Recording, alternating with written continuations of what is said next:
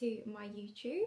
This video is going to be a little bit different to my usual kind of video just because I know that this is highly requested. It's a question I get asked a lot in my DMs on Instagram, like something that a lot of people ask me when I'm out and about and if I'm, talking to people, like how did you get into social media? Like how did you make it like work as in like becoming your job?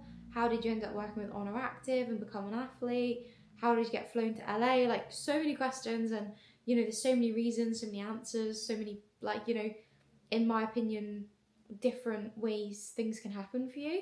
And I just feel like it's not talked about that much. I feel like a lot of people just become like a content creator and then like that's it. They don't really explain maybe how they got there or if they had a journey there. Like I feel like a lot of people do become content creators because they maybe went viral, over a matter of like weeks or months, and suddenly that was just, they had an opportunity and that was their life. Whereas I feel like my story is a little bit different. I've never kind of particularly like blown up as such or gone like ridiculously viral. I've had videos and obviously posts, be kind of on explore and go out to like, millions in that sense, but I've never like grown dramatically kind of overnight type of thing. And I feel like that isn't necessarily a bad thing, and I will explain why I think that in the video. I think there's so many reasons why it could be a good thing and also could be a bad thing. So yeah, it's I think everyone has a different opinion on it, but in my opinion, when it comes to social media and content creating and everything, like your most valuable audience are the people that actually care for you and actually have followed you for years and like know random facts about you and remember something you posted a year ago or remember your favorite biscuits, or those are the people that really matter. Whereas blowing up to millions overnight and suddenly gaining X amount of followers, that's great, but those people, they don't care for you yet. They've just seen maybe a video where you look really good, or you had something that they wanted and they thought, oh, I'll drop them a follow, but they're not like your valuable audience yet because they followed you for one like quick clip or one picture. Whereas your actual valuable kind of audience are the people that have followed you for years and have got to know you and will make the effort to comment on your posts or like them every time they see them, or reply to your stories, like your stories. Like that's the people that matter the most. So that's why in content creation and in the social media world, I really don't believe it's all about having the biggest following. I think it's about having the best audience and the best community. And I know a lot of people, especially people that work with Oner that I know, agree with me in that sense that there could be someone who has say 50,000 followers who's actually generating a better income and a better lifestyle than someone with 500,000 followers. And that's nothing to do with the fact that their following is different. It's more so to do with the fact that their community are different. So I think that's really important to remember. Like, don't be discouraged if you don't have the most followers, because that doesn't necessarily like equate to success. But let's start from the beginning because I guess it's a bit of a long story. So basically, like with my kind of journey into social media is a little bit random. I was doing a law degree. We went into lockdown. I loved fitness. I loved the gym and everything. So I was still working out like in the garden type of thing and like going on walks and going on runs and stuff and just keeping myself moving. And obviously we were doing like uni from home because we couldn't go in because of COVID. So I started posting on my personal Instagram page and made like a private story where I would add anyone that wanted to be added, and I'd add like my workout of the day. As time went on, people were like, Lily, this story thing's great, but like we can't obviously see it after 24 hours because it expires. So, why don't you just make a fitness page? And I was like, oh no, like, no one's going to want to watch that. No one's going to be interested in what I have to say or what I have to post. So I, just obviously like put it off for quite a few months. And then eventually one day my best friend, now Lara, was like, just do it. Like, what have you got to lose? Like, just make the page. And I was just like, no, I can't. And she was like, just do it. Like, so I did. I made it, and I was really nervous, and I was just really just like scared. And then I remember like I made a post. I think it was my second ever post. It was a workout in the garden, and I was wearing bow and tee, and they reposted it on their story. And I'd literally only just made the account, like, I think I had like 100 or 200 followers or something, most of them obviously being people that knew me. And I was like, wow, like, they've noticed me, like, that's crazy type of thing. So yeah, I carried on posting, and that went on. And then I went through a bit of a rough time in like the summer of that year, and I stopped posting for a while, and I kind of just like fell off with it a little bit. I just, yeah, that's a story for another time. But I went through a really, really hard time mentally. I just kind of lost myself, and yeah, it just like the fitness page just kind of fell off. But then we went into lockdown again in 2021, in the January kind of time. And I remember like I was just like, right, like I'm gonna go for it. So I basically borrowed some equipment from the gym I went to at the time, and also bought some of my own, and I moved it into the pub that I worked at, into like the dining room area, because obviously we weren't going to be serving anyone because we were going to be in lockdown for at least 3 months. And I moved it all in there, and I basically said to my boss, who was actually in Canada at the time, I was like, is it alright if I train in here on my own, obviously, and film it? And he was like, yeah, of course. Like, he was always so supportive. He was like, do whatever you want, Lily. Like, what's mine is yours. Just use the space as you want. So I was like, okay, great. Like, so I started posting in there and filming all my workouts and stuff, just literally on tripod and iPhone type of thing. And I posted every day pretty much. And then brought out some kind of workout videos and stuff, and just in that lockdown started gaining traction quite quickly. A lot of people were saving my workouts. Like I was getting 500 saves on a workout post, which almost choked then, on nothing. But yeah, no, with the size of my account was like crazy because I didn't have that many followers at the time. And then literally within I don't know, a couple of months, I had 10k, which obviously is amazing. Like if you started social media, your first goal is always, I want to hit 10k, because obviously you get to it says 10k rather than 10,000 or 9,500. It says 10k, and obviously that's when most people know brands start to reach out to you. You start to gain a bit more kind of just recognition in the social media world, or you did back then anyway. I remember so many people reshared my page and were like, congratulations, knew you could do it and stuff like that. And it was such a big thing back then, because obviously it didn't feel that long ago that I made the page, and I was so scared to start it. And then when I actually just put 100% into it and didn't care what anyone think, it started to grow, and I was like, oh, this is cool. Obviously still doing my law degree at this time and still working for the pub. So what I basically did in lockdown was I did deliveries. So we still did food, but we just did it takeaway, because obviously takeaways were allowed, weren't they? So I was basically a delivery driver in the lockdown. So I would go to the pub at 12 p.m, 1 p.m. every day, and I would do my workout, film my kind of videos and stuff, and then I'd come back in at about 4 p.m. and work. And I worked pretty much, most days in lockdown, really. I think there was only 1 or 2 days the pub didn't open for takeaways. So yeah, I worked 5 kind of evenings a week the whole lockdown, which I'm really grateful for, because number one, it kept me busy, and number two, obviously I still had an income, which I was very lucky to have, and obviously I got to use the space to do my workout videos, so it was great. And yeah, it's just so grateful for that chapter, because it kept me sane. And obviously it started to grow my social media, which was really, really just surreal to me, because I didn't think anyone would ever care what I had to say. So I was just like, right, okay, this is weird, 10,000 people now care what I have to say. So yeah, time went on, and I, at the same time, I've forgotten a huge chapter here. At the same time I was posting in the pub and it was lockdown, I also paid to do my personal trainer qualification, because I was like, right, okay, if I'm posting all these workouts and people are using them and asking for advice, I want to actually be able to give them proper advice. I want to know everything behind it. I want to have credibility behind what I'm putting out, because I was just like, otherwise, I could just be telling everyone to do it completely wrong. So I did it for my own knowledge, but also because I wanted people to trust me and to, have a kind of a reason to go to my page and use my workouts. So yeah, I did my personal trainer qualification, and then as we were coming out of lockdown, I got to go and do the in-person parts and do all the kind of in-person exams and stuff. So that was really good, and we passed that first time, so that was really exciting. And then a few weeks after I passed, we actually officially came out of lockdown, and the gyms reopened on, I'm pretty sure it was April 21st.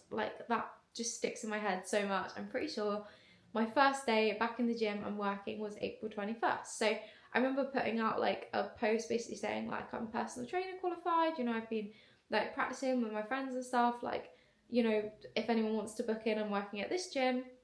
And I took a huge risk, because I actually joined to work at a gym that was local to me that I trained at anyway, but I joined on a self-employed basis. So I had to pay rent, which was £300 a month, whilst obviously I'm still doing my law degree at this point. So I'm doing the law degree, I'm starting my own business at, I was 21, oh no, I was 20 actually, I think at the time. I turned 21 that year. So I was 20 years old, doing a degree, just come out of lockdown, freshly qualified, and I'm like, yeah, whatever. I'm just going to take the risk, sign up. If no one wants to be trained by me, then I'm going to have a problem, because where am I going to find £300 a month to pay the gym rent? But I just took a risk. There was a fire in my belly, and I was like, I just need to do it. So I did it, and I was actually fully booked for personal training in my first intake, and it was crazy. I was like, whoa, I did not expect anyone to want to be trained by me. I did an 8-week kind of intake thing, an 8-week program thing, and where they saw me twice a week for 8 weeks, and it was amazing. All the girls were so lovely. I just felt so lucky, and that was when I very quickly realised that my purpose is definitely to help people. That is what makes me the happiest. It's what makes me just feel just so this is what I'm meant to do. It really made me feel grounded, and I was really sure of what I was doing.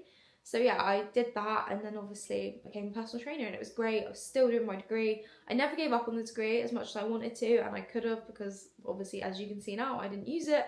But I didn't want to quit, and I didn't want to be the person that's, oh yeah, I started a law degree and then I dropped out type of thing. I wanted to just carry it through. So as hard as it was to juggle that with obviously working at the gym and training people and posting on social media every day, I did it, and it was one of the best things I did, just because, if anything does ever happen, I've always got that degree behind me, so theoretically I shouldn't find it too difficult to find a job, hopefully.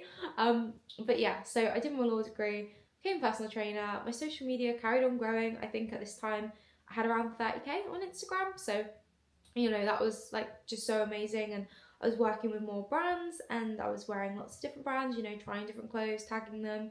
I worked with Able quite early on. I worked with Bow & T. I worked with Riderwear at one point, and then Oner, I think. Yeah, I think as far as I can remember. And basically one day I was in my car in the gym car park. I just pulled up to work, and I looked at my emails, and it was Oner Active, and I was like, that's weird. Oner at this time were quite new. They didn't have any affiliates, they didn't do sponsorship or anything at this point. They were obviously a really new brand.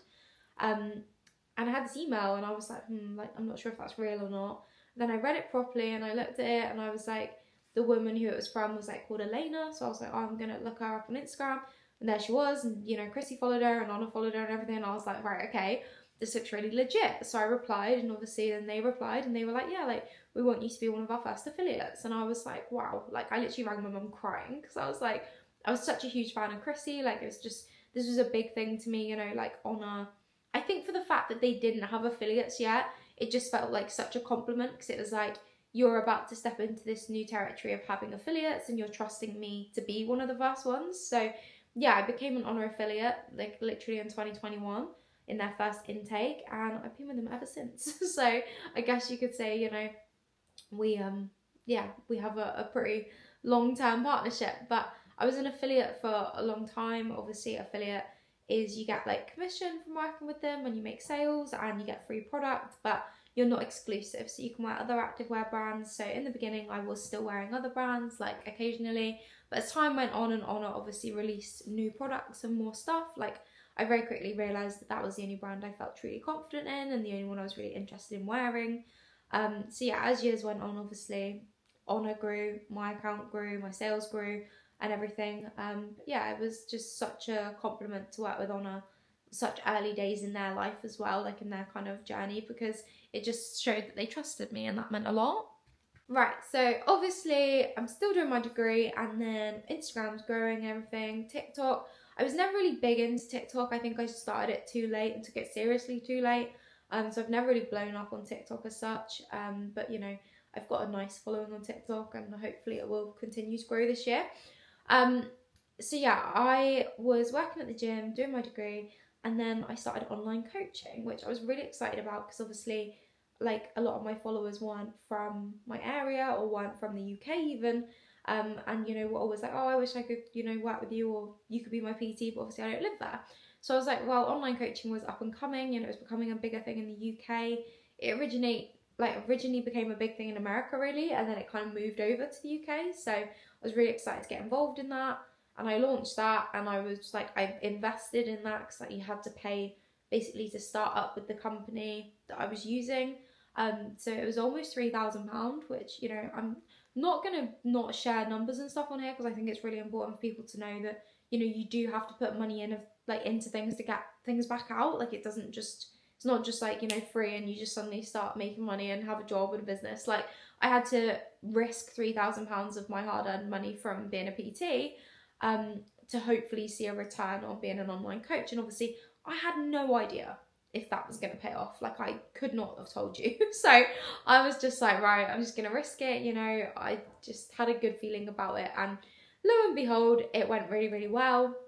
My first intake of online clients were amazing, so lovely. Still in touch with some of them now. Like honestly, they were just like, I was so grateful to them for trusting me, because obviously as much as I've been a PT for a while, like I hadn't done the online thing yet, and I knew I could do it, but you know, I was a bit skeptical like I was when I first started personal training, because I was like, well, is anyone gonna want to go with me, because obviously I'm new.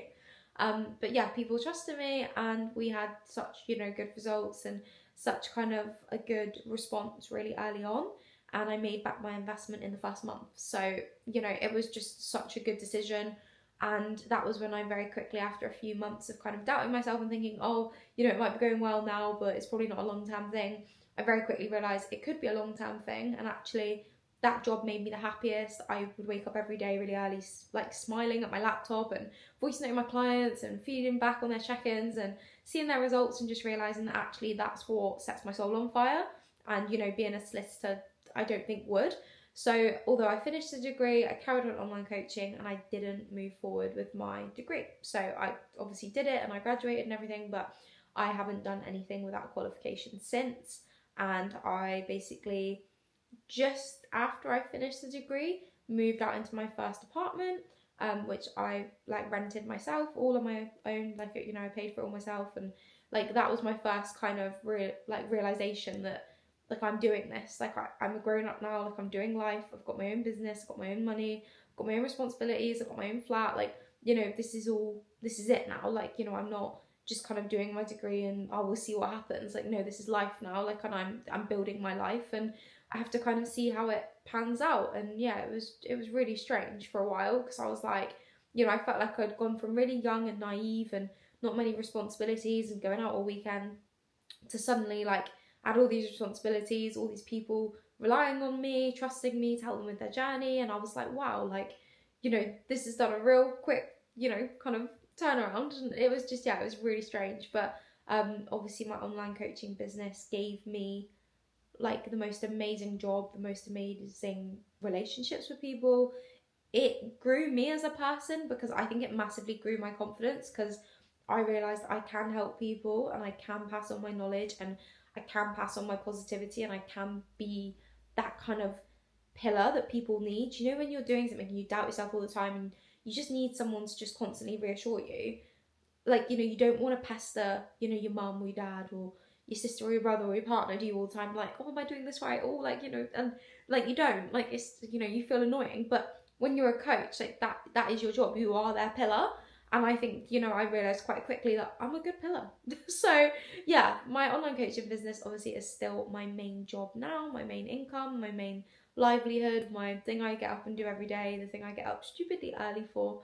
And I absolutely love it. But obviously that became my thing and my business because of my social media. So I do believe if I didn't have that, it would never have been as successful as it is and was, because obviously more people could reach me, more people could inquire, more people could see the results I was, you know, giving my clients, and that therefore had like a domino effect. So I am very, very grateful that my social media allowed that to happen.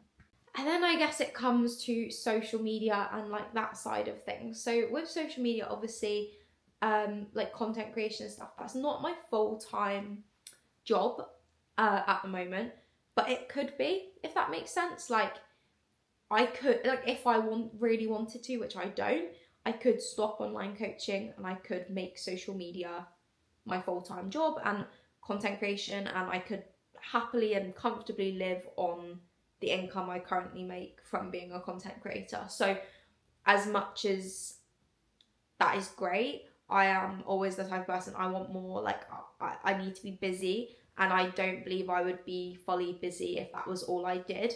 I am super busy now because obviously I do that alongside my coaching, but my coaching is my full-time job, my full-time occupation, takes up hours and hours of my time every day, and I love that.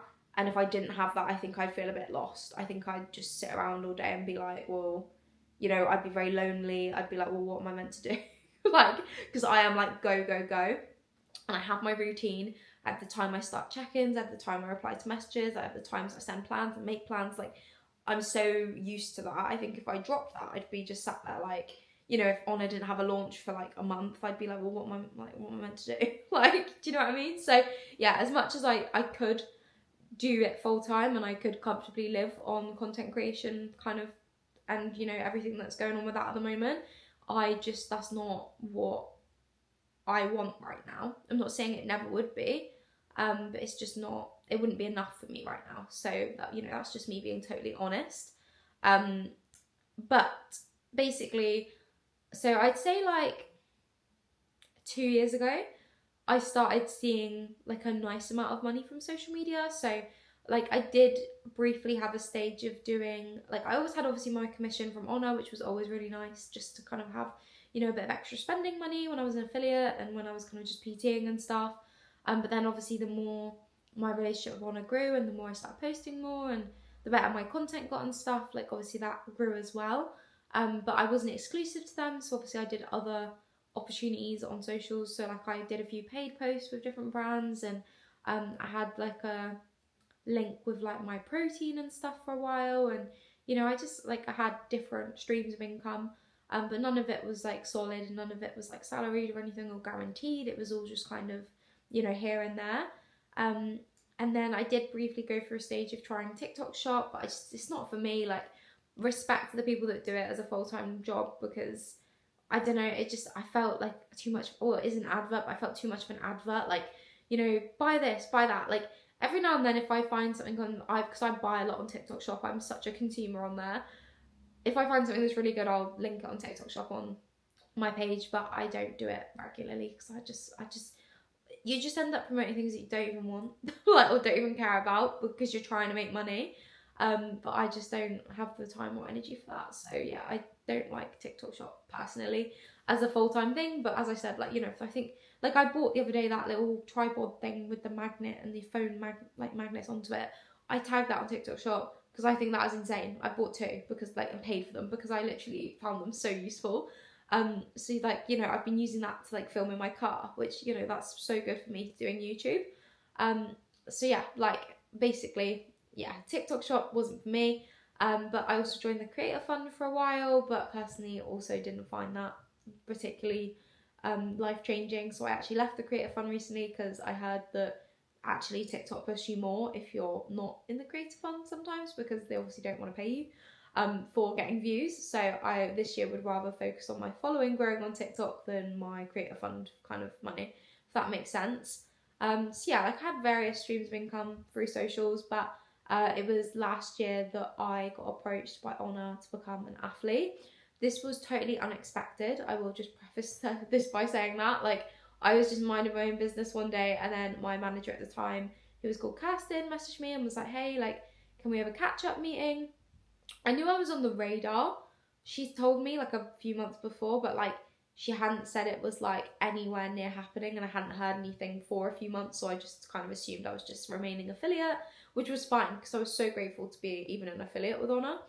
But yeah, she was like, can we have a catch-up meeting? I was like, yeah, of course. And then she was like, on the day, she was like, oh, by the way, like, someone called Hannah's joining. And I was like, oh, right, okay, like, cool. Like, I'd never met Hannah.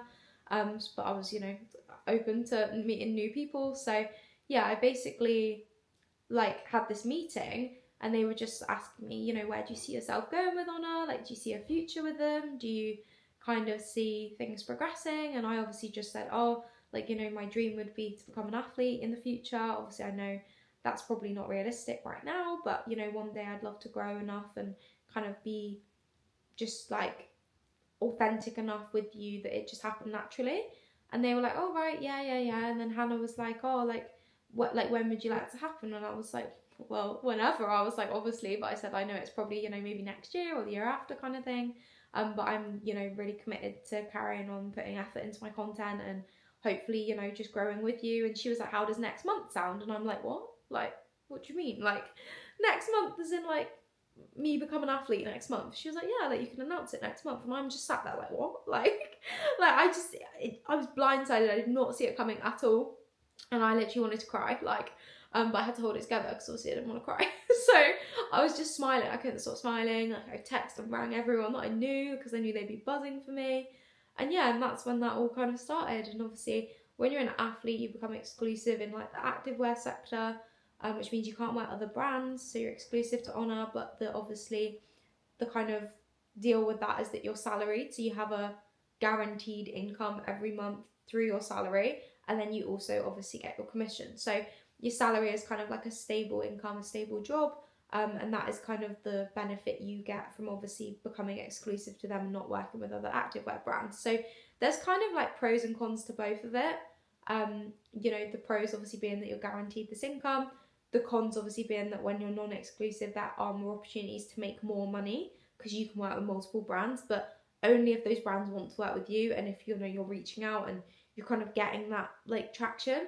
I'm so busy with my coaching, I don't have time to do that. Like, you know, I just want to be stable and have like a good relationship with a brand that I love, and I love Oner. Like, you know, I've worked with them since 2021, like I said, and I wouldn't want to work with anyone else. So yeah, it's just so nice to have that kind of stability with it, and it just, yeah, it's just still to this day absolutely crazy. But I guess we need to move on to LA. So I become an athlete in, I think it was April or May. Like it all kind of, I signed the contract, but then didn't announce for like 3 weeks. So it was between like April and May 2024, and then I'm on holiday in June 2024. So only a few months later, and my manager messages me and she's like, "What are you doing on these dates in July?" And I'm like, "Oh, I'm actually on one of those, like the end of that date, going to Spain with my best friend." And she's like, "Oh, no way, like Chrissy wants you to be in the birthday campaign." And I'm like, "Oh, what? Like, is that in London?" Because I'm like, well, maybe I could just fly out to a holiday afterwards from London. And she's like, "No, it's in LA." And I'm sat there like, what? And at first I just replied like, "Oh, I'm so sorry, like, you know, I won't be able to do that because I'm going to Spain." And I told my mum and she was like, "You said what?" She's like, "You said no." And I was like, "Yeah, like I can't miss like Spain with Lauren, you know." And she's like, "Lily," she's like, "Lauren won't care." She's like, "Message them back now and say that you'll do it, like you'll work it out." And I obviously messaged Lauren first and was like, "Listen, like I've had this opportunity." And she was like, "Don't be stupid, like you have to do that, like we'll work it out, like just text them back and say like you were wrong before they find someone else." So I was like, "Okay, like I'm sorry, like I didn't mean that, like I can come." And I was just like, I think the only thing that would be really good for me is would I be able to get my flight home, not to home but to Palma to meet my friend there, because it all kind of finished on like the same day. And they were like, "Yeah, no problem." So I basically ended up flying to LA, shooting in the birthday campaign, which was just insane. Like I still can't believe that all happened. Meeting the most lovely girls from the US. I was the only girl that went from anywhere other than the US. Like everyone else was the like US athletes or about to be athletes. So I was the only one that travelled from the UK. And I just felt like it was just like not real. Like I honestly didn't feel like I was living reality. Like it was just crazy. Like I never ever thought something like that would happen to me. So I'm sat there like, wow, like pinch me. And yeah, obviously, and then like did that, flew to Spain and everything, met Lauren, had the best time in Spain with Lauren. And then obviously in September got flown back to LA, which was just wild again. And went to the like big birthday event, and obviously was in the Legendary campaign, and like that's me on the magazine. I was on walls, I was on posters, I was on like a bus, I was on cars, billboards, like, you know, it's just crazy. Like I actually can't fathom that it actually happened. And I think that will always be my Roman Empire, you know.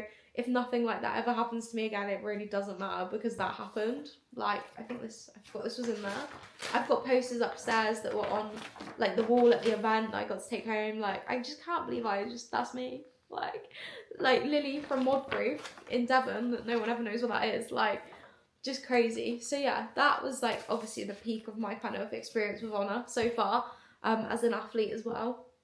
But yeah, it's just been crazy. Like, absolutely crazy. And then obviously I'm also in a exclusive contract with ESN. So ESN is a supplement brand, and they do like, you know, all your protein, your creatine, like your flavor powder and stuff that I absolutely love. The ISO clear is the best as well. Like, so I'm in a currently exclusive partnership with them, which is also salaried, and then you obviously get your commission as well. So yeah, I'm in two very secure, very kind of, you know, authentic partnerships, both with brands that I love and, you know, naturally kind of fell into, and I'm very happy with. So yeah, that's just, you know, how that kind of all happened.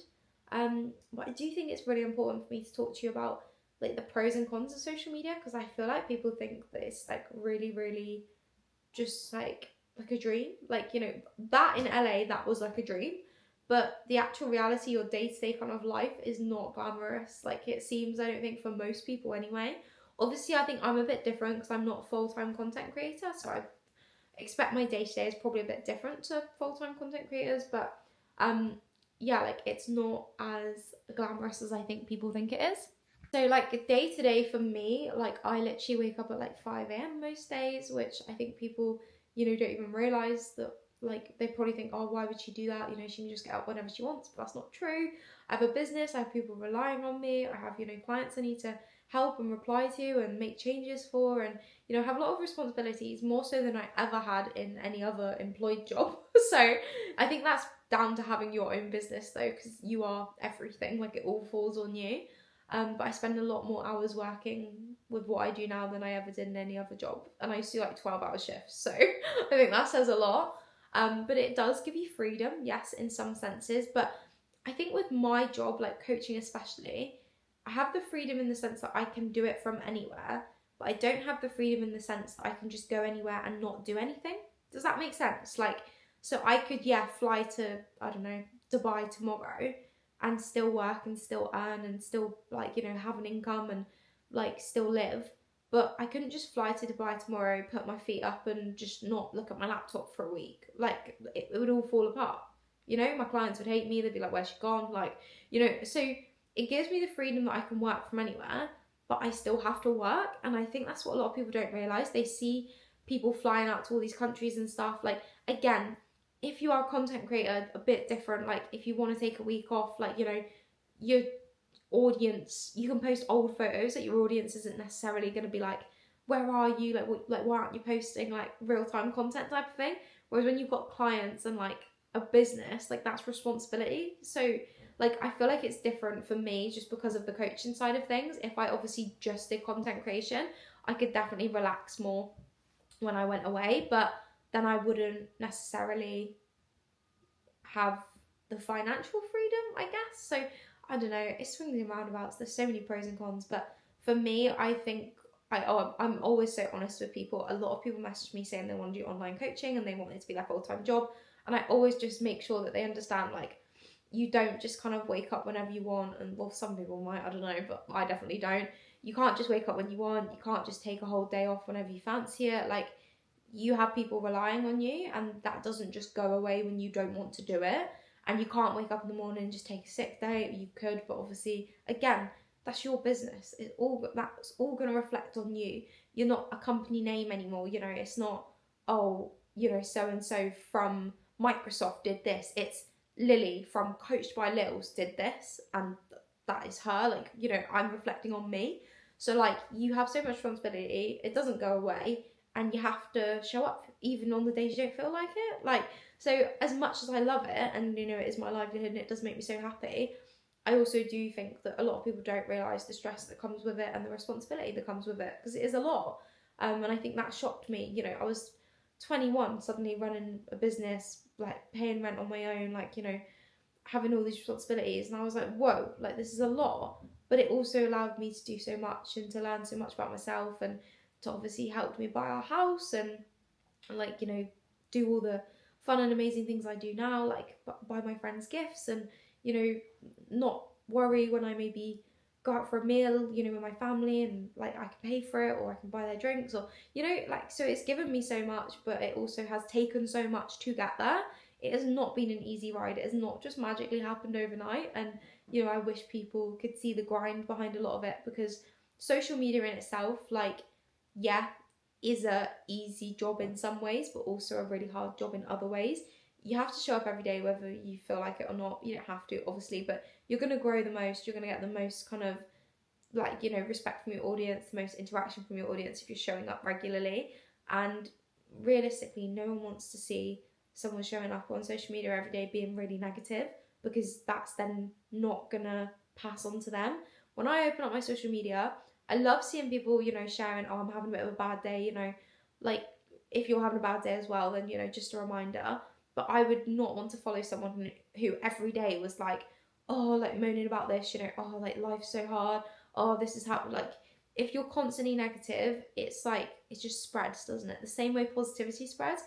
So, like, I really do try to just show my brightest side, my most positive side. But luckily, I am a just very positive person. It's quite rare that I have a really grumpy day. Sometimes I might have one, but it'll last for like max an hour, so I'll be fine. But yeah, like you have to show up. I'm taking content, pictures, even when I feel rubbish, even when I'm bloated from my period, even when, you know, I've got digestion issues and the last thing I want to do is wear a sports bra. If there's an Oner Active launch and that parcel's come in, I've got to make content. Like, I can't, it's not optional. It's not, oh, sorry, Oner and Chrissy, I didn't fancy posting for today's launch because I was bloated. Like, you can't, that's not an option. Like, it's part of your contract, it's part of your obligation. And that is what comes with being like a signed athlete and a signed content creator. Like, you have to create that content whether you feel like it or not. So, you know, there's ugly days where your skin's breaking out, you feel really fat, like, you know, the last thing you want to do is look in the mirror, let alone take a picture. You still have to take a picture, you still have to film, and there has been many a time where the last thing I wanted to do is that, but I've done it anyway. And yeah, it's just, I think there's just so many things people don't see and don't realise, and, you know, a lot of it pays off, but a lot of it doesn't, and that's the next thing I want to talk about. So I find social media so confusing because, like, I can put so much effort into a video and, you know, edit it. It takes me like an hour, you know, and a half or something, just to like a reel or a TikTok, yeah. So I've taken ages moving the camera around, changing the lighting, you know, changing position so it looks better, like really thinking about it, and then I can post it and it can flop. And then you're sat there like, I've literally put so much effort into that for it to totally flop. And then I can post something that took me no effort, a 6-second clip of me hip thrusting that I was just doing anyway and just put the camera on, or split squatting, or I don't know, making my protein shake in the kitchen, and it can blow up. And it's like, it's so confusing because you're like, well, what's best to post then? Because if that gets more traction, should I just post the really short, simple clips, or do my audience actually want to see more effort from me and prefer the longer clips, even though they might not be blowing up or getting loads of traction, but are they going to get me a more kind of engaged audience? So it's very hard to know what to do. And like for me personally, so on Instagram, my grid posts do better, they perform better, they get more comments, they get more likes, they get more kind of, you know, interaction. And, you know, it takes me less time to take a grid post, like a mirror selfie or a photo in the gym. Obviously, some of them do take quite long, like messing around with lighting and moving mirrors and getting Travis to, you know, play photographer. But they often do better than any of my reels. But I prefer making reels because I enjoy being creative. I know Instagram favours reels a lot of the time. They just don't seem to favour my reels. But then I think, is that because I haven't been consistent in posting reels because they never do as good? So this year I've basically said to myself, I'm going to ignore likes, comments, engagement and stuff and just post it anyway and just hope that that eventually pays off, because I feel like Instagram is going in a very similar direction to TikTok, where, you know, videos are the most important form of content because that's what people pay the most attention to, that's what people interact with most, send to their friends kind of thing, more so than photos. So I'm really just going to try and stick with that this year. Same with TikTok. Like, I used to overthink TikTok and just try and follow trends and algorithms and stuff, and now I've just decided I'm just going to treat it like a giant private story and just post whatever I feel like, because I want people to see my real personality. I want people to know, you know, what I'm really like and what I really enjoy, and I just feel like that's my goal this year, just to be completely authentic and post what I actually want to post rather than what I think Instagram or TikTok want me to post. And then that obviously brings me to YouTube, which I'm so sad I didn't stick with YouTube when I first made my account. because I made that in like 2022, I think, and I got a proper camera and I really liked it, but I was just so busy with my degree and like finishing my degree and PTing and online coaching and everything that I like just couldn't keep up with making YouTube videos. But then last year I was like, right, I really want to stick with YouTube, so I have done on the most part. I'm much more consistent now than I was this time last year or even like 9 months ago. And I am hoping that, you know, my consistency on here pays off as well. But like Travis was telling me the other day, one of his like favorite YouTubers posted consistently for like 5 years and like didn't see any like real proper like return or growth or anything until like the 5th year, where it suddenly blew up, and now it's like, you know, his full-time job, and he's like got loads of followers and loads of engagement, and you know, is really kind of respected on YouTube. But he had to post consistently for 5 years with like no return, no reward. And I feel like that's the thing with YouTube, like, so it takes a lot of effort to edit and, you know, upload and kind of regularly do YouTube videos, but you don't get any kind of payback until you grow. So obviously, like when I'm posting them now, like I don't get any reward from that. So most people probably think, well, what's the point in doing it then? But that's the point in doing it, that one day hopefully you do get a reward and, you know, it does pay off. And it's the same approach I've taken in everything else I've done that I have been rewarded in. So I'm hoping that this year is my year that YouTube, you know, recognises my efforts, but who knows. But yeah, like it's been a whirlwind of a few years, I'm not gonna lie. You know, there's been ups, there's been many downs, and there's been lots of tears behind the scenes and things that, you know, you would never know or see on social media. But that doesn't mean that it's not going to pay off. That doesn't mean that it's not going to end up, you know, in a better place than you ever imagined, that you're not going to end up happier than you ever thought. Like, you know, there's so much potential out there, there's so many opportunities, there's so many people watching that you don't realise are watching. Like, sometimes people will message me and be like, I love your content, or like, you're my favourite creator on Instagram or TikTok or YouTube, and I'm like, I've never seen your name before, like I've never had a comment or message from you before today, and I would never know that you thought of me like that. I never would even know that you watched me like that. So there's so many silent watchers and silent supporters that are rooting for you and that want you to do well and that appreciate the effort you put into what you're doing. So don't let the lack of knowing that stop you from carrying on, because so many people are probably supporting you and watching you silently that you don't even realise. And, you know, they'll pop up one day to a story and you'll be like, oh, thanks so much, you know, that's so sweet of you. But, you know, without them, you wouldn't be successful and you wouldn't probably see, you know, growth or opportunities come your way. So you have to remember why you are something on social media. Like, I would be nothing without you guys. I'd be nothing without the people that help me grow on Instagram and that like and engage with my stuff and that message me and that use my Oner link and code and, you know, really go out of their way to just show their kind of support. And just like, that is so important. So if you're ever trying to grow on socials or make a living or a business out of socials, it's not about quantity of followers, it's about quality. You want people that genuinely care what you're posting. You don't want people that have just followed you because like your bum looks good in one video. Like, you want people that are literally like, I love her personality, or I like her humour, or, you know, I really like the way she puts her outfits together, so I want to check her page regularly to see what she's wearing. Like, you want that value for your consumers. So try and think outside the box. Try not to just post what everyone else is posting, because otherwise they'll just follow everyone else, won't they? Like, you want to do something that's a little bit more niche, I guess, so that you become known for. So try and think of it like that. But yeah, this is just your sign. Anything can happen. You can end up there, like I did somehow, next to those amazing women, and you'll look back at it and you'll be like, wow, we did that just because I started posting my silly little TikToks, my silly little Instagram posts that, you know, turned into something so much more. So yeah, don't give up on your dreams. Carry on chasing it. And if you ever need any tips or advice, or you just want to vent, my DMs are always open. So thank you for watching.